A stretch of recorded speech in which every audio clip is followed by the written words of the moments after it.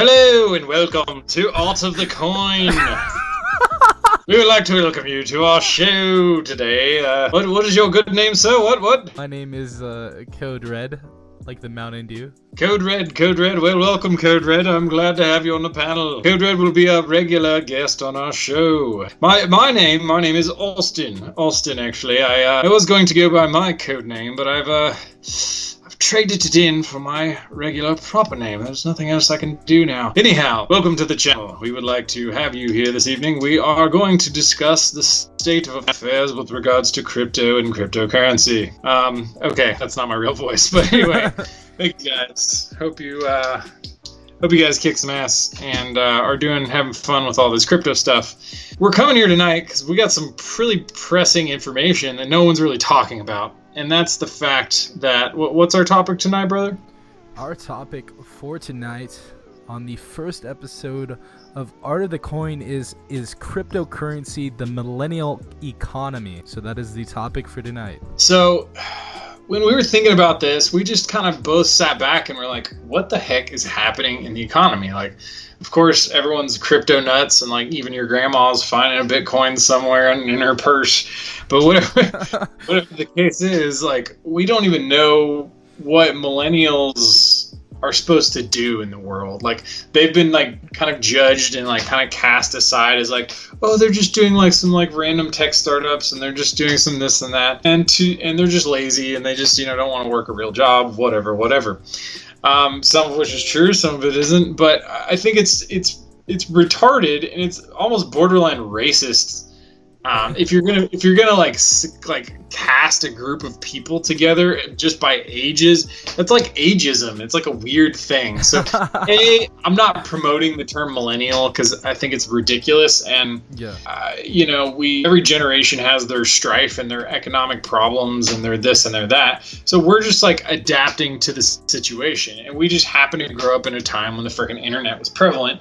Yep. I'm not really even technically a millennial. I'm probably whatever. I don't know what you want to call me, but I'm like some sort of borderline between like Gen Y and whatever. It doesn't even matter because I'm not going to label myself like that because I'm not to be labeled. I'm past that. But crypto in essence is just the way millennials have found to make money, wouldn't you say? Yeah, exactly. That's a thing that has been, very huge.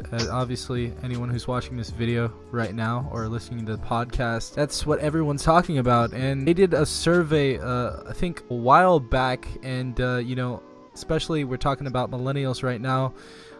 They were talking about what do millennials want to do for a job? What do they...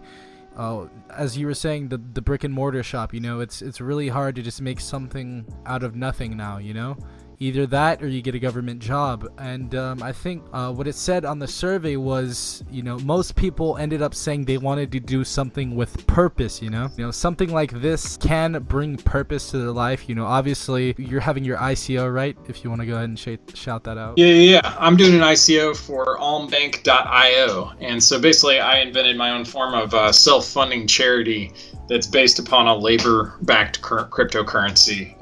It's going to be a freelancer platform that also has charitable endeavors that we support through local communities and our member base. So exactly. It should be pretty sweet. And that kind of ties into with, the millennials wanting to do something with a purpose. And I think that, this is an outlet to do something like that, such as funding a charity or, getting all of that money to an actual charity instead. Because you already know the charities that are out there right now that are, that are getting, cash money for the charity or just, getting wired the money for the charity. You don't know how much is going to there, but there's very, very small fees when we're doing it through crypto, So most of the money is, where it's actually going. So I think with these startup projects and the jokes, that are being made of the millennials, I really think that this is an amazing thing, an amazing outlet to do some great things through it, and have purpose in your life and, help other people. Yeah, most definitely. And, it's pretty crazy because in no other time in history could like a random economy just kind of spring up and start without any sort of government purveyance, I guess you would say, or without having a government like put the kibosh on it really, really probably pretty quickly. And I'm qualified to talk on this, I guess you would say, because I've written 2 books about it. I wrote one book called Startup Fever, and this is not like a plug, I'm just throwing that out there. And then I ghost wrote another book about the rise and fall of economies. And I'll go into that. I can technically say which book I wrote, but I'm not going to right at the second. I'm not under contract. But anyway, whatever the case, there were times in Europe where an entire economy would start up every single year. Like every year they would have an entirely new currency. So if you want to look at the historical angle, this has already happened before. Like tulip bulbs, right? Tulip bulbs in Holland. Yeah, exactly. And things even as strange as like the I believe it was the Spartans used huge boulders were their currency because they just didn't like the idea of currency because they were warriors, and so they used big rocks. So it's like the opposite of crypto. It's like the most unfeasible system of all time. But yeah, I think millennials were dying for something to call their own, and for good or for better or for worse, this is what they've created. And I don't think the system is sustainable in its current form, but it's very interesting. It's like a big what if right now, and that's how I view crypto.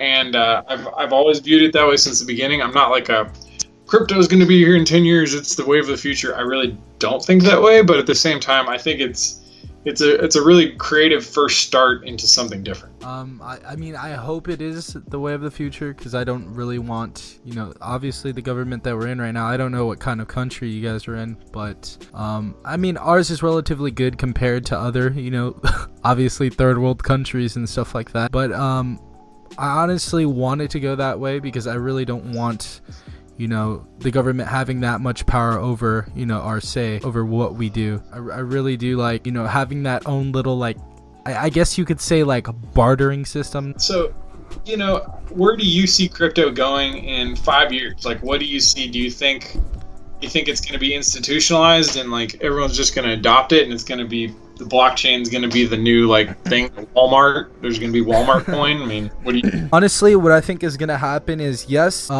it is going to be institutionalized, but I really think it has to be simpler, and that technology is the coin that holds that is ethos. So I really think it has to get more simple, for people to actually invest in this type of stuff and actually use these types of coins. I mean, you've seen it with applications. There's people actually purchasing things with, applications like 10x and stuff like that in other European countries, such as there's the UK, and stuff like that. But, I really think it's going to be something like that in the future. I think it's going to be, I don't want to say the mark of the beast, but I really think it's going to be I don't think the dollar is going to be, our main currency anymore. Got it. Well, just to be fair, what I advocated in my book 5 years ago was a system of competing currencies within the U.S. economy. And I had never, and still to this day, I've never heard anyone talk about using this kind of a system.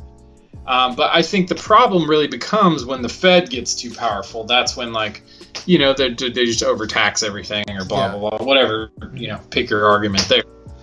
But I think that without that, with that being said, if all 50 states had a different fiat, then yes, you could have manipulation in between, like cross borders, whatever. But then you would give the states back their sovereignty, which I think is an important thing. Mm-hmm. I think if all the states were like widely different, and if you went to a different state, it was like going to a different country, it would be kind of cool. It's already kind of like that, but America's supposed to be all about individualism, right? Why not have every state be like totally unique, have their own like economic niche, have them competing against the other states in a way, and just run a system like that? You know what I mean? Yeah, I think that would be there would obviously be more freedom, but I think it would be our country would be better for that, Yeah, I mean, competition generally breeds good things, not always, but not generally not always, but still, yeah. If we're all trying to compete to make ourselves better, or make our establish our each state, I mean, obviously we're not just talking about the United States only, but yeah, I think that would be really awesome. Yeah, because I mean, every time you centralize something, it just makes it more rife with problems of centralization, and decentralization creates its own set of like instability and problems. And so I think what you're seeing here is the war between centralization and decentralization. And like a buddy told me a long time ago, it's like working for a big company is great because you get a lot of stability, but you get no creativity. And he's like, working for a small company is cool because you get a lot of creativity, but no stability. Yeah. So that's kind of the like crux of the issue, really, is like creativity versus stability. And it would be good to have a mixture of both, but it just doesn't seem to be happening. Yeah.